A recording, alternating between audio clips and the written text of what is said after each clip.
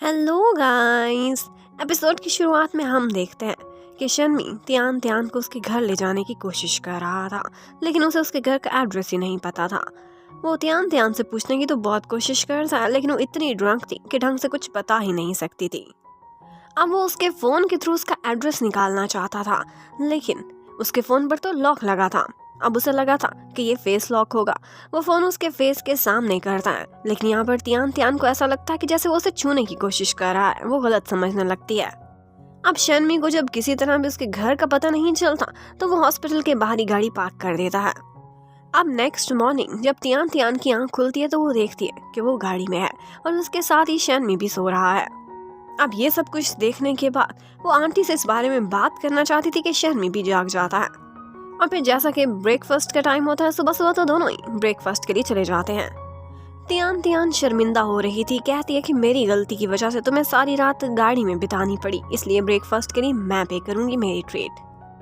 अब ब्रेकफास्ट के बाद वो दोनों वॉक कर रहे थे कि वहीं पर ही उनकी नजर पड़ती है उस ओल्ड मैन के ठेले पर, जिस पर एक और आदमी खड़ा था।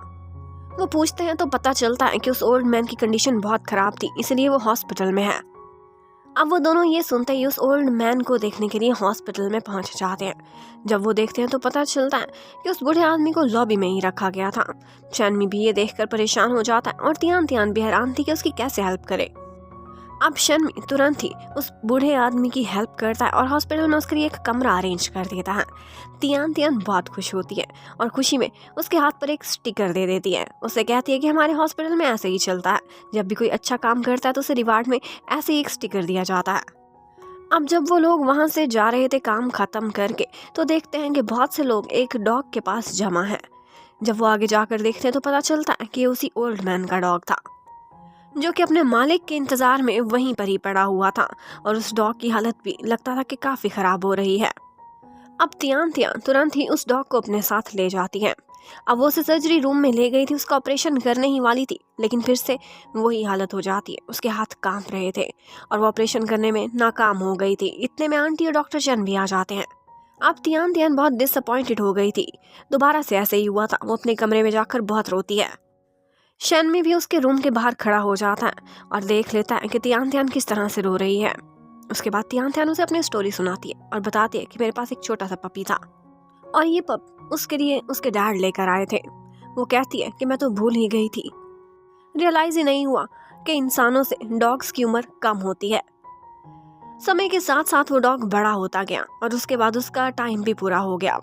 वो काफी बूढ़ा हो चुका था और बीमार भी।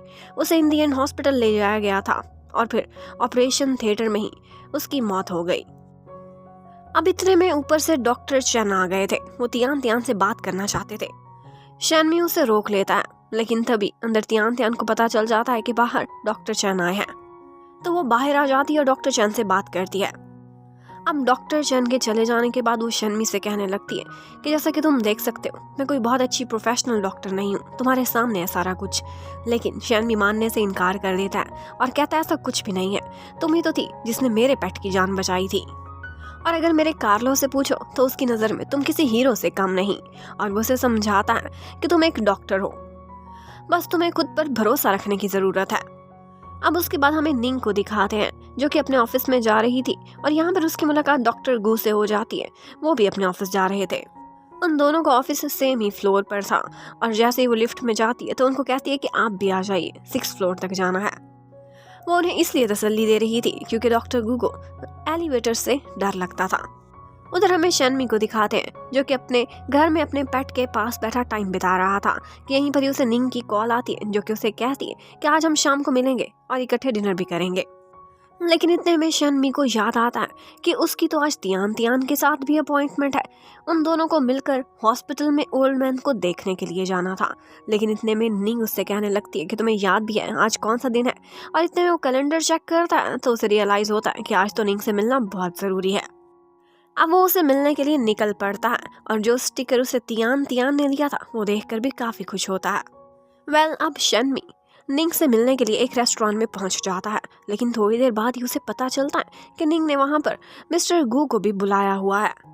और ऑफ कोर्स डॉक्टर गू को देखते ही शन्मी का मूड थोड़ा सा खराब हो जाता है और वो कहने लगता है कि यहाँ पर तो तुम नहीं मिलने के लिए आना था, तुम कभी तो टाइम निकाल लिया करो। तो निंग आगे से कहने लगती है कि जब भी हम मिलते हैं हमेशा बिजनेस की ही बातें करते हैं, तो मैंने सोचा कि क्यों ना डॉक्टर गु को भी यहाँ पर बुला लें, क्योंकि उनसे भी बिजनेस से रिलेटेड ही बात करनी थी। और मिस्टर गु जैसे ही शन्मी को देखता है तो उसे देखकर कहने लगता है कि मुझे लगता है हम पहले भी मिल चुके हैं। अब वो तो और भी बातें करना चाहता था, लेकिन शन्मी ये कहता हुआ वहां से निकलने ही करता है कि मुझे किसी और से भी मिलने जाना है। अब वो रात के टाइम पर भी ओल्ड मैन से मिलने के लिए पहुंच जाते हैं। जब उस ओल्ड मैन को ये बात पता चलती है कि उसका डॉग नहीं बच सका तो वो बहुत रोता है। ओल्ड मैन को इस तरह रोता देख तियान तियान भी रोने लग जाती है। अब शन्मी उसे हौसला देता है कि तुम्हें इस तरह से नहीं रोना चाहिए। अब कमरे से बाहर निकलते हुए भी वो दोनों इसी बारे में बातें कर रहे थे। हैरान थे कि अंकल तो इस तरह से रो रहे थे कि जैसे उनका कोई अपना पार्टनर बिछड़ गया हो। एक्चुअली उनकी लगता था कि डॉग से बहुत दिल लगी हो गई है। और फिर शन्मी जब घर पहुंचता है तो कार्लो से बातें करने लगता है। कहता है कि मेरा एक बहुत अच्छा फ्रेंड था, अगर आज वो जिंदा होता तो तुम भी उसके बहुत अच्छे फ्रेंड बनते। और इसी के साथ ही सीन शिफ्ट होता है पास्ट में। हमें दिखाते हैं कि अपने फ्रेंड के साथ बैठा खाना खा रहा था कि वहीं पर ही उनकी नजर पड़ती है कार्लो की मॉम पर। मॉम की हालत तो बहुत खराब थी और थोड़ी ही देर में उसकी डेथ भी हो गई थी, लेकिन तब तक उसने कार्लो को जन्म दे दिया था। जबकि उधर तियान तियान जब अपने घर पहुंचती है तो डैड भी घर आ चुके थे। डैड देखते हैं कि ये बहुत परेशान है तो उसे भी हौसला देने लगते हैं।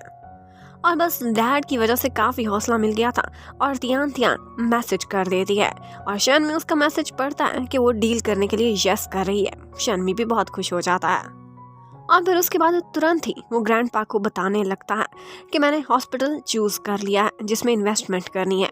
और हॉस्पिटल का पता चलते ही ग्रैंडपा उसे रोकने लग जाते हैं। कहते हैं उसकी हालत तो बहुत ख़राब है, उसमें इन्वेस्ट मत करो, तुम डूब जाओगे। लेकिन शन्मी उनको समझाने की कोशिश करने लगता है कि मैं सबको दिखा दूंगा, प्रूफ करके दिखाऊंगा मैं क्या कर सकता हूँ।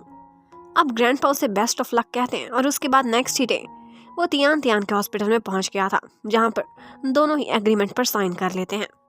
अब वो दोनों ही साइन करके काफ़ी खुश नज़र आ रहे थे और आंटी उसी समय उन दोनों की कैमरे में फ़ोटो बना लेती हैं। और उसके बाद शन्मी को कहती हैं कि आए आपको स्टाफ से मिलवाते हैं, और फिर उसे स्टाफ से मिलवाने चली जाती हैं। अभी वो लोग विजिट कर ही रहे थे कि तभी वहाँ पर एक आदमी आ जाता है जो कि तियान तियान को कहने लगता है कि तुम्हारे भाई ने मेरे डॉग का क्या हाल कर दिया, क्योंकि उसने तो बालों का फैशन बना दिया था। अब तियान तियान ये देखते ही उससे कहने लगती है आप फिक्र मत करें, मैं ठीक कर दूंगी। अब इसके बाद वो शन्मी को डॉक्टर चन से मिलवाने के लिए चली जाती है। वो देखती है तो डॉक्टर चन के कमरे में एक लड़की बैठी हुई थी जो कि काम के सिलसिले में उनसे बात करने के लिए आई थी और वो यही कहती है कि ये यहाँ के बेस्ट डॉक्टर हैं। वेल, अब उनसे मिलने के बाद जब वो बाहर आ रहे थे तो वो लड़की दोबारा से आ जाती है शन्मी के सामने और उसे अपनी सीवी देती है। अब वो उसकी सीवी देखता है और उससे कुछ क्वेश्चंस करता है और उसके बाद जैसे ही वो ऑफिस में पहुंचा था तो यही बताने लगता है कि उस लड़की की सीवी बिल्कुल नकली थी, मैंने देख लिया था पहले ही नज़र में कि ये फेक है। तो तियान तियान को ये बात बिल्कुल भी अच्छी नहीं लगी थी कि शन्मी यहाँ पर किस तरह से बिहेव कर रहा है। और फिर बाकी का जो स्टाफ रह जाता है उसे लॉबी में बुला लिया जाता है और उन सब की मुलाकात शन्मी से कराई जाती है और यही कहा जाता है कि मिस्टर शन्मी जो भी कहेंगे आप सबको मानना पड़ेगा। लेकिन शन्मी थोड़ी देर बाद नोटिस करता है कि ये सारे लोग तो अपनी ही दुनिया में मगन हैं और शन्मी उनका ये बिहेवियर देखकर थोड़ा परेशान हो गया था। अब सभी लोगों से मिलने के बाद जब वो वापस जा रहे थे तो वो उसे यही कहने लगती है कि अगर आपके पास कोई सजेशन हो जिससे हम आगे बढ़ सकते हो, इम्प्रूव कर सकते हो तो प्लीज़ बताएं। जिस पर वो कहने लगता है ऑफ कोर्स मेरे पास बहुत सारी सजेशंस हैं जो मैं तुम्हें ज़रूर दूंगा। तो अब वो दोनों एक जगह पर पहुंच जाते हैं और वहाँ खाना खाने लगते हैं और खाने के बीच ही शन्मी कहने लगता है कि मुझे नहीं लगता कि स्टाफ के जो लोग हैं वो काम करने वाले हैं सिवाय 2-3 लोगों के, इसलिए बाकी सारों को तो तुम फायर कर दो। बस इतना ही सुनना था कि तियान तियान गुस्से में आ जाती है और कहने लगती है आप ये क्या कह रहे हैं। शन्मी उसे बहुत समझाता है कि मैं हॉस्पिटल के लिए कह रहा हूँ, ये बहुत ज़रूरी है, लेकिन तियान तियान उसकी बात मानने को तैयार ही नहीं थी। और साथ ही साथ ये भी बताता है कि किस तरह से उसकी कंपनी पेट्स के लिए मेडिसिन बना रही है और वो सोच रहा था कि यहाँ के एनिमल्स पर भी वही दी जाएंगी। लेकिन अब वो बोलता है कि मुझे तो लगता है ट्राई करने की ज़रूरत भी नहीं पड़ेगी, इसलिए तो मैं समझा रहा हूँ कि एम्प्लॉयज़ को फारिग करना कितना ज़रूरी है। अब तियान तियान का भी निराला जवाब था। कहती है कि सबसे पहले तो मुझे फायर करो और उसके बाद बाकी सारों को खुद ही फायर करते रहना।